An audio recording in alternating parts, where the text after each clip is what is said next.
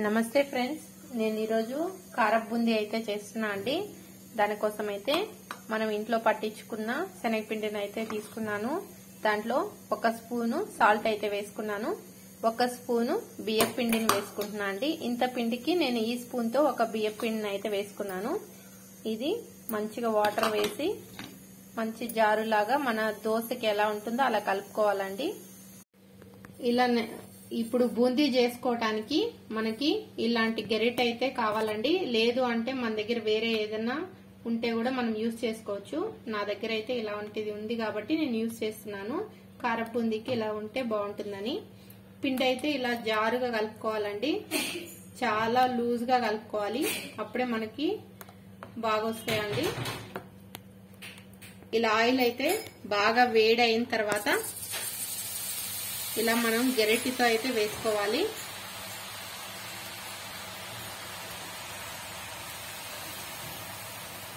ఇలా వేస్తుంటేనే కింద పడిపోతూ ఉంటాయి.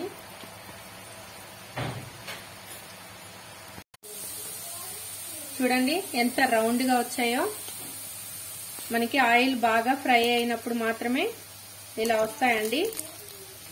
ఇలా మనం గంటెని కూడా ఇలా తీసుకుంటే ఇలా తీయటానికి ఈజీగా ఉంటుంది. మనం హై ఫ్లేమ్ లో మాత్రమే చేయాలండి, అప్పుడే మనకి బూందీ అనేది కరకరలాడుతూ ఉంటుంది.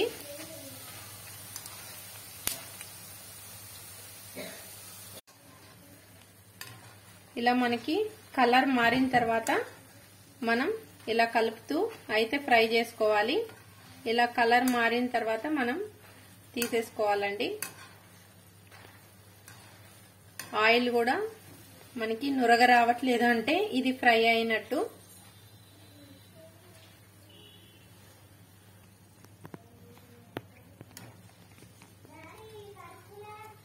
ఇలా మనం మొత్తం తీసేసుకొని 1 నిమిషం తర్వాత కొద్దిగా ఆయిల్ మళ్ళీ హీట్ అయిన తర్వాత నెక్స్ట్ అయితే మళ్ళీ వేసుకోవాలి. ఆయిల్ బాగా హీట్ అయినప్పుడు మాత్రమే ఈ ప్రాసెస్ చేసుకోవాలండి, అప్పుడే మనకి బూందీ కరకరలాడుతూ రౌండ్ రౌండ్ గా వస్తుంది.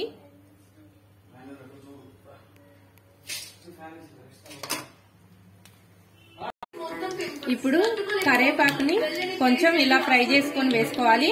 కొద్దిగా వెల్లుల్లిని కూడా కచ్చపచ్చ దంచుకొని ఇలా ఫ్రై చేసుకోవాలండి. ఎక్కువ ఏం అవసరం లేదు, జస్ట్ ఫ్లేవర్ కోసము.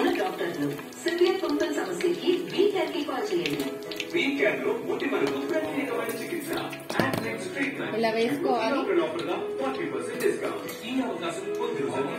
ఇప్పుడు కొంచెం కారం, ధనియాల పొడి, కొంచెం జీలకర్ర, కొద్దిగా సాల్ట్. కారం, ధనియాల పొడి, జీలకర్ర, కొంచెం సాల్ట్ మనం వేసుకోవాలండి.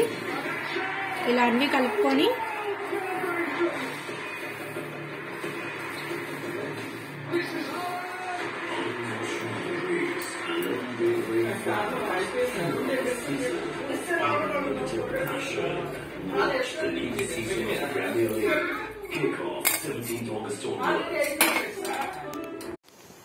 ఇలా పల్లీలను కూడా ఇలా ఫ్రై చేసుకోవాలండి.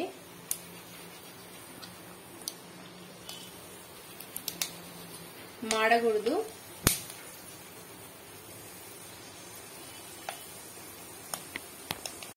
ఇలా పల్లీలు కూడా వేసుకొని మనం